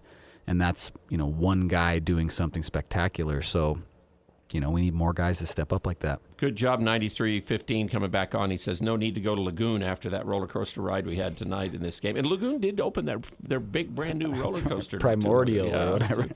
And 60-21. Where are the businesses in helping out with INL? There are plenty of us who can help some, but hey, some can't even afford $27 or $56 or $58 a month. And that is also something that needs to happen. If there's anybody here who wants to have a solid sports program of football, basketball, volleyball is who they're helping right now. They want to try to help other sports if they can, but they're going to have to, if they're a business person, they're going to have to also try to help out and give as much as they can. That's what I know. Boise's got a number of big major companies there that have headquarters there, and that's where they're getting a lot of their INL money and things like that too.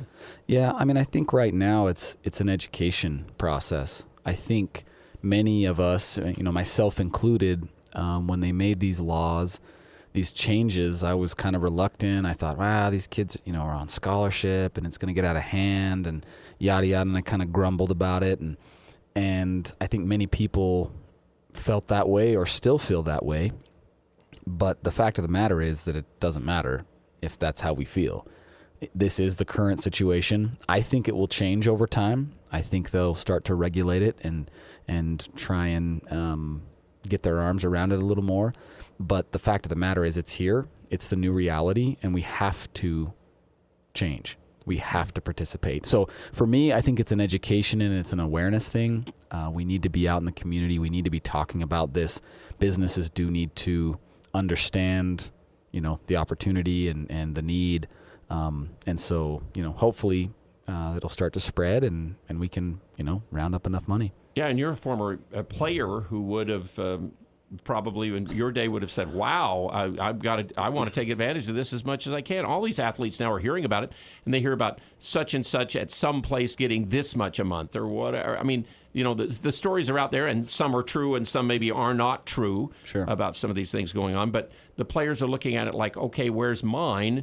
Mm-hmm. And the thing is, it all got started because all you have to do is look at the economics of it all. If Alabama can pay somebody $1 million more and then that to come play them in a football game from outside, they're making tons of money. Mm-hmm. Their coaches are making tons of money. And all of a sudden they're going, boy, all of this is on us. And Ed O'Bannon went to court a long time ago, the UCLA basketball player, and got this whole thing changed because he said, this video game showed me in it and I didn't get anything for it. Yeah. I got a check for $1,500 from that video game lawsuit. Did you really? I did. How about that? Which was pretty funny. But, I think, we hear about, a quarterback getting $1 million and we hear about some of these other, things, but that's not going to be most kids. Most kids are going to get a little bit of money, which is really a life changer. Many of my teammates, even though they were on scholarship, they still had to take out student loans just because they needed a cell phone and they wanted to drive a car and they wanted to, go to a movie on the weekend. And the little stipend that we got just wasn't enough. Mm-hmm. And so, do I think these kids need to be getting, hundreds of thousands of dollars? I don't know if I agree with that, but could an extra 10 grand or 20 grand change their college experience, get them out of school without debt, and, get them some compensation for being the entertainment that we all participate in? I have no problem with that at all. And see, there's other people in academia who would say, hold it, what about all these other students on campus that are doing what they're doing and all? But you know what? People pay to go watch these guys play, and there's a lot of the money that might be there that goes other places towards, and maybe a lot of the university gets money in other places because of the athletics on the front porch and things like that for the school too. Yeah, I mean, it's, at the end of the day, the NCAA is about making money, and there's millions and millions and millions of dollars that are made. So, the fact that some of these players are going to participate, I think is a good thing. I think the law is going to have to change over time. They're going to need to regulate it a little bit.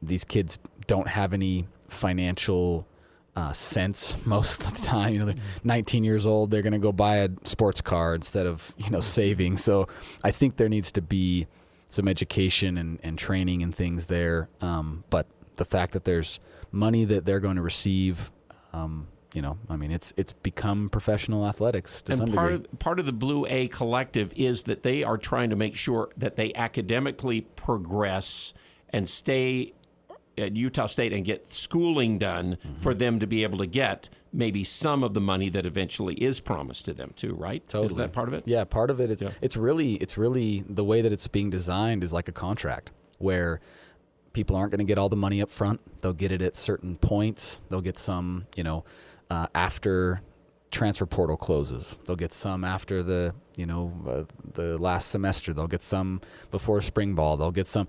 So and grades and having to progress in school and go to school. Yep. There's a lot of these graduate seniors who come to a place and hardly ever really, I don't think, go to school much too. Yeah. So I think the way that Coach A and others who are really running this thing are setting it up, I think it could be successful and could really make a difference. And some schools are even doing it in the form of like multiple year, or they'll do like a 2-year contract where the player won't get the money unless they're here. So that's one way that I think we can combat a little bit of this, lose half your team at the end of the season type of thing, is if we have, these contracts in place and there's real money there and kind of a golden handcuff type scenario.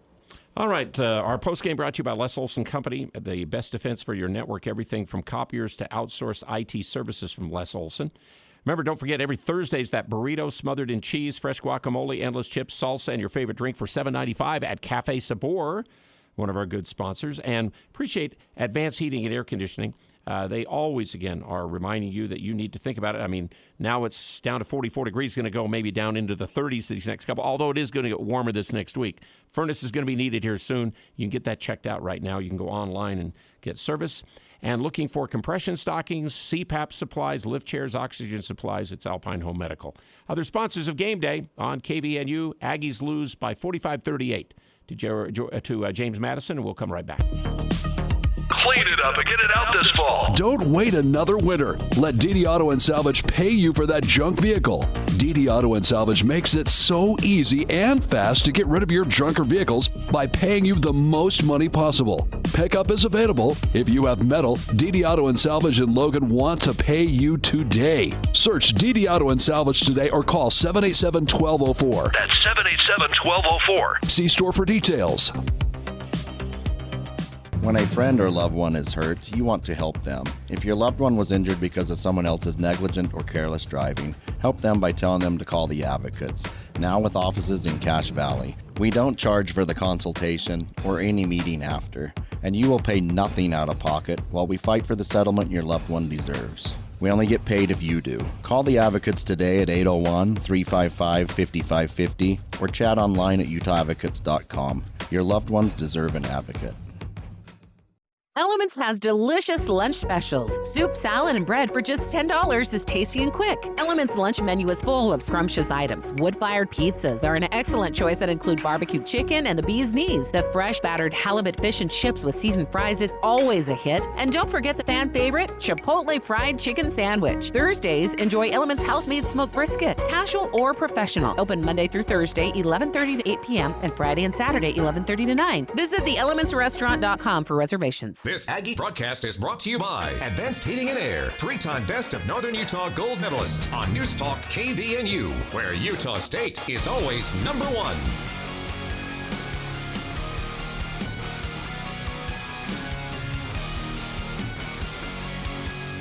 All right, Al Lewis here with Ryan Boehm. Again, our thoughts are with Eric Franson, our colleague, and his dad, who is our longtime owner here at the Cache Valley Media Group and KBNU.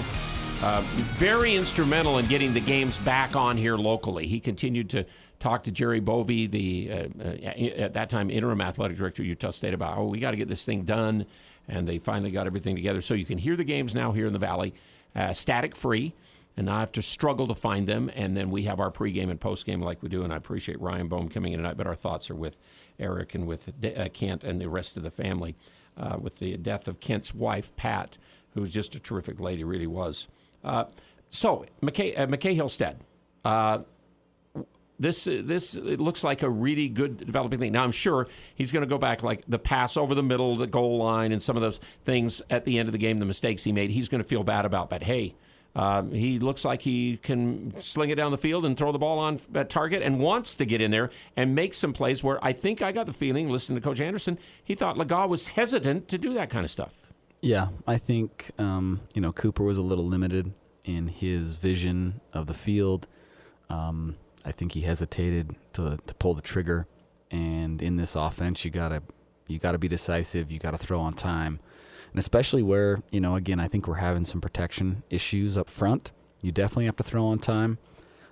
So, Hillstead obviously showed something to Coach that he didn't hesitate to put him in and then make him the starter. And I think he lived up to all the expectations. I mean, exceeded expectations from my perspective today in terms of some of the throws he made were just spectacular. Obviously, he made some mistakes, but, that kid's, what is he, 18 right now? A year ago right now, was hurt before he came back and then helped Skyridge at the end of the year win the 6A championship. Yeah, so, he'll learn from this. Obviously, man, that last pick was rough. Not the last one, but the one on the goal line when we were going in. That's tough, but I think he won't do that again in the future. And, if he continues to press the field and make the throws that he can make, wow, our offense can hum. And I really think Devon Booth is a pretty good runner. He makes some interesting cuts that are the right spot. He's shown himself in a lot of ways. And Terrell Vaughn, they hardly targeted him much in the first half. I think twice he caught one ball. He ends up with 10. This guy is really a terrific guy at making catches and plays. Micah Davis has shown us some things. Now, again, the 2 early kickoff returns. I don't know if they told him before the game we're going to run out. We thought we could get it. I don't know, those kind of things. And maybe we should have taken the 25, like I said, instead of being backed up. And one time, a penalty also hurt us on one of those things. But he's shown that he can make some plays. Defensively, we're seeing Switzer over there on that side that can make plays. MJ Tafisi did get hurt, never came back in the game tonight. I don't know if Devin Dye came back after he got hurt. If he did, maybe didn't seem like he did as many things as he did while he was in there. It was good stuff. But, there's some playmakers in this group. Mm-hmm. There's no doubt about that. If we can get some inside strength on offensive and defensive lines right now, might be the area we're looking at. Yeah, I think up front on both sides of the ball is, probably our weakness right now. We're struggling to protect the quarterback, and we're just not getting a lot of pressure up front. If we don't blitz, we don't get pressure on the quarterback at all. And that's hard because then it creates tendencies, and a good offensive coordinator is going to know, hey, when it's 3rd and 8, they almost always bring somebody and they rep that with the quarterback, and you just throw right where the blitz came. And they got us a couple times with that. So we need to figure out, I don't know if it's stunts up front, continuing to get stronger, weight room type stuff, but we need to be able to get some pressure with just our front 4. And we're just not doing that right now. Sir Mel's did have that rush, and we saw him. He's the guy who transferred in. And then Blaine Spires, number 52 on defense. He made some plays and showed out tonight. So I think maybe he gets a few more props on this game. So they're going to go to UConn for this next game before they get back to conference play. That's a long trip. UConn is an 0-4 football team. They lost to a ranked Duke team today quite handily. They had a couple of other games where they felt like they played kind of where they had a chance to win, but they didn't. They're going to be a little bit desperate at home. We go across the country. We have to be a really desperate football team, and we've got to show up in the first quarter and not get behind. Yeah. So, I think Yeah, you got two teams that both need to win. Yes. And that's a long road trip. That's going to be tough. It's an early morning game. Now there it's noon, here it's 10, but you're on 10 o'clock time in your body when you're back there to play at 10 o'clock. Yeah, it's tough to play those morning games. You're just not used to practicing that early. You're not used to playing a game that early. So, that's going to be an issue. Long flight, away games are tough. It's kind of akin, not quite as bad, but similar to, going to Hawaii. Like that's just an atrocious It's awesome to be in Hawaii, but it's not exactly a vacation. So that's going to be tough. Odds are against us there. I'd be interested to see what, Vegas thinks about this game. I would think that they might give us a 2.5 point edge or something like that. It might be pretty close to break even. I think it'll be close. Yeah. But, you got two teams that both need a win and are trying to find an identity. They're, they've got nothing to lose. We kind of have nothing to lose at that point. So, let's go out there and see if we can get some momentum before, I think Colorado State's our next game or something like that. Yeah, I think it is. Yep, I think that's the way it works out. Is Colorado State is the next game at home, and then Fresno State at home. So you get two at home after that to get back to conference play. And obviously, at that point, got to start winning to get bowl eligible and have some things done. What are your thoughts? Did you watch any of the games last night? Air Force exploded second half against San Jose and shut them down and ran for 400 yards and won the game. And then Boise State, that Genty guy is a pretty explosive individual playmaker for Boise State. He actually almost beat San Diego State. Almost one guy beat him in some ways in that game. Yeah, I didn't watch the end of those games. I was getting a little tired, but I did watch some of the middle of it.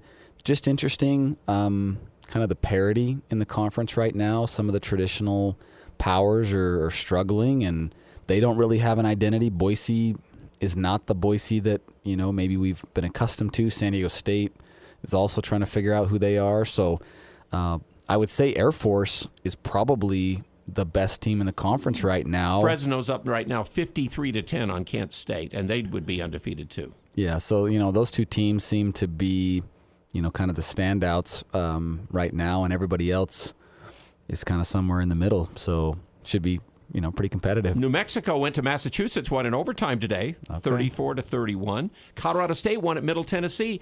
I think their performance against Colorado really got Jay Norvell's program a little bit turned around, stuff what happened there. And Wyoming scored on a 75-yard run and then a blocked field goal return late in the game to beat Appalachian State today, 22-19, but it's at Laramie. So they got, I think Peasley in the game, Andrew Peasley's stats in that game, if I can get him here real fast, he was, let's see here, he did come back and play. Remember last week, didn't play against Texas with an injured shoulder. He was 5 for 15, 31 yards, and they still won the game. Wyoming did today. Interesting. They had a running back go for 156, but he got 75 on that one run that got him back in the football game in the second half. So those two, let's see. That's because the game's in Laramie. Yeah. That's like the worst place in the world. Like, talk about the armpit of the universe. You're really down and out on Laramie, Wyoming. That was atrocious. UNLV beat UTEP 45-28. They've won 3 games, UNLV is now. And Texas State beat Nevada. So Nevada hasn't won a game right now. Everybody else in the league has won at least one, but Hawaii is right now ahead. No, trailing New Mexico State 17-3 over in the islands. Okay, I have to apologize. That's the worst place to play. Okay. New Mexico State. Las Cruces is the worst. I would agree with you. At least people show up and watch the game at Laramie. Nobody shows up to watch the games in Las Cruces. Oh, my goodness. It's not great at all. So next week we'll be on at 8 o'clock, a little after 8 o'clock with our pregame. The game will be at 10. It's on CBS Sports Network, I believe it is, next week for Utah State's game against the Connecticut Huskies, the repeat. We'll go in 2025, we'll go play at James Madison now after we played this game this year. So 2025, we'll go back there. Ryan, anything else? I don't think so. Okay. Appreciate you very much. Go Aggies. Thanks a lot. And Ryan, again, you've got a big game. You got a coach right in the middle of the game next week, right? That's right. I won't be here next week. Got my 7th graders region championship game against South Ogden. So, we're We got to put all our focus there. That'll be it, and your coaching hat will be on. Thanks a lot, Ryan. You bet. And we'll see you again when maybe they play Colorado State in those Fresno games at home. The Injury Attorneys, the Advocates, bring you our post-game coverage of the Aggies always. And you go to UtahAdvocates.com or call them at 801-355-5550. And remember, the great Elements Restaurant for fantastic food. You can go back there first thing next week. Their lunch specials are really good. And they, of course, are also inside the Riverwoods Conference Center, where all your conferences and special events can happen. One last chance for you, 753-KVNU for phone calls or the text line 339-0321. We'll be back with one more segment of post-game Aggie call after the Aggies lose to James Madison 45-38. Nothing better than a great song from 1976. Hi, this is Bob Larson with LSS Insurance, and I'm talking to you, graduating class of 76. Even if you're still working or getting ready to retire, Medicare is a conversation we need to have. Let us help you understand Medicare and all your options. Don't rely on TV ads or annoying phone calls. Having a local agent makes all the difference. Call LSS at 752-9493. Call 752-9493. Hi, this is Gene Needham of SC Needham Jewelers. I would like to welcome all USU students back to Logan. Perhaps this is the year you'll get engaged. Thousands of Aggies have shopped our store over the past century. We are Utah's oldest jewelry store. My children, Sylvan, JD, Elizabeth, Stuart, and Stratford represent our fifth generation of jewelers. When choosing a ring, visit our website at scneedham.com or simply visit our store in downtown Logan, where Utah gets engaged. SC Needham Jewelers, middle of the block at the sign of the clock. Do you have a backup generator, or have you explored the options of adding one to your home? Generac backup generators will keep your home or business safe and cool during the summer months if the power goes out. Do you already have a system? Golden Spike Electric can service it for you. If you don't have one, Golden Spike Electric can find the right model for your needs. Find them online at gsegenerators.com or call 435-257-3016. Golden Spike Electric and Generac, power you can count on. This Utah State Aggie broadcast is brought to you by Cache Valley Bank. Mountains await. Discover Cache Valley Bank on News Talk KVNU, the heritage home of Utah State sports. Also, now 2 locations in Logan. The South Main location's been there now by the South Walmart, but now 1950 North Main next door to Red Balloon Toys. It's My Mattress, always one of our game day sponsors, and we appreciate them very much. And remember, from runny nose to itchy eyes and even help for headaches and migraines, seasonal allergies, Cache Valley Ear, Nose, and Throat is one of our sponsors that bring you our complete game day coverage. We started a little after 4 today, and we're on here at 11:30 almost, covering Utah State's 45-38 defeat, where, again, if you missed this game, we were 57 seconds in, down 7-0. 6 minutes and 44 seconds, we were down 10-0. Then at the 4:44 mark, it went to 17-0. And then Utah State had been 3 and out every single series, and then they scored the first play of the second quarter. The Dukes did to make it 24-0 on the Aggies. And finally, Utah State got on the board after a die interception set up the Aggies, where they had a field goal try, it looked like, but it was a fake, and Elliot Nimrod ran in from 18 yards, a little toss play. It's called a rushing play in the stats, as constantly got him with the ball. And did he step out of bounds? Did he not? They've got the pictures on that cell phone on the sidelines over there, and the one texter told us he's got it, that he stepped out of bounds. But guess what? They didn't rule it that way. Nimrod got the touchdown, made it 24-7, 10:29 to play, and still we're down 31-7 with 7 minutes to play in the first half, 7:30. And then Bowman catches that 63-yard pass, cuts it back to 31-14. And then one more score by them to make it 38-14 on a McLeod 1-yard run after they drove the field 10 plays, 75 yards.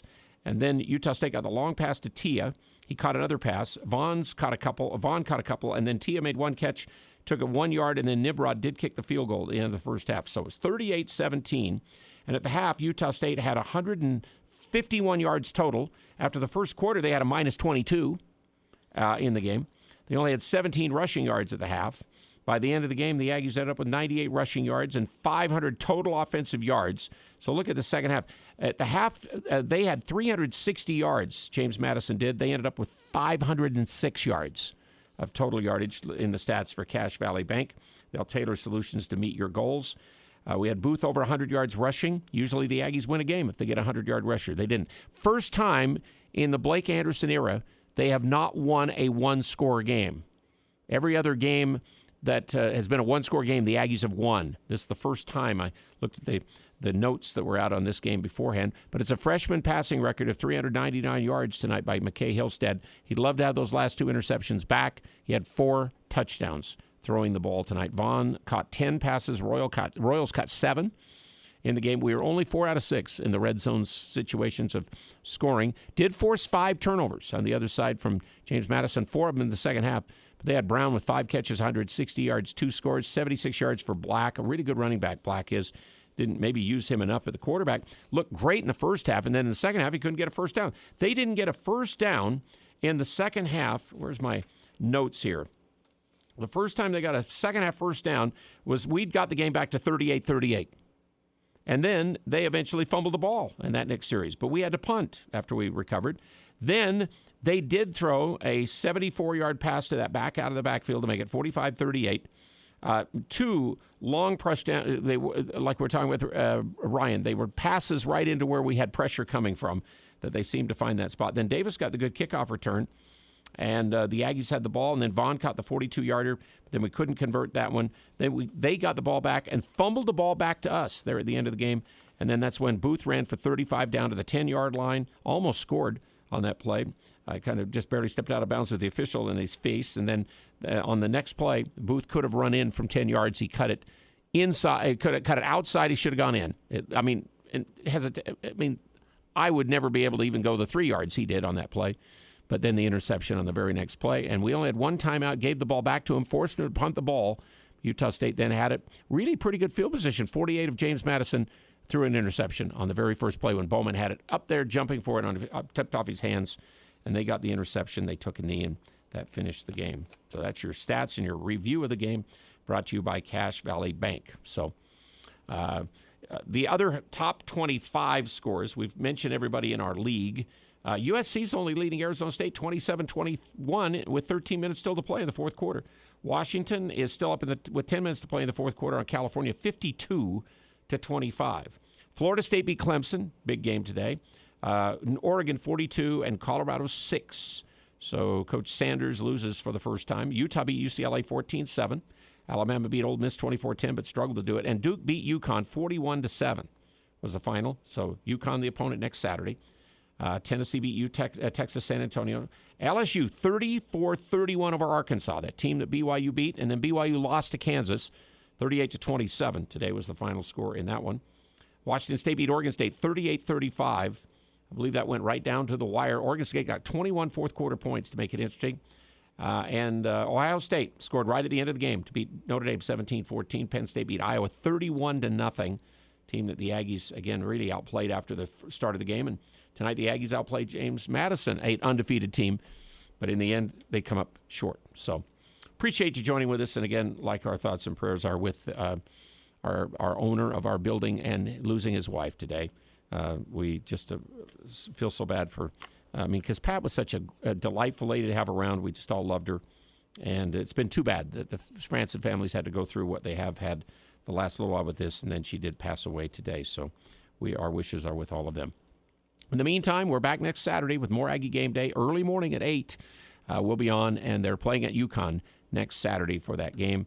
And so we'll have our interviews and all of our other tidbits. Craig and I will be on before the game. And then after the game, Ryan Bowman will be gone, so we'll try to maybe connect with maybe Zach Van Leeuwen or DJ Nelson or something. And we hope Eric could be back next week to join with us. So he missed out tonight, and it would have been nice to hear from him. But again, under the circumstances, I understand. So that's it for tonight. We'll join the following program in progress on KVNU. And we hope you have the rest of a good weekend. Final score again, 45-38 tonight. James Madison over Utah State to drop the Aggies to 1-3. Breaking news and stimulating talk. KVNU 610 AM and 102.1 FM.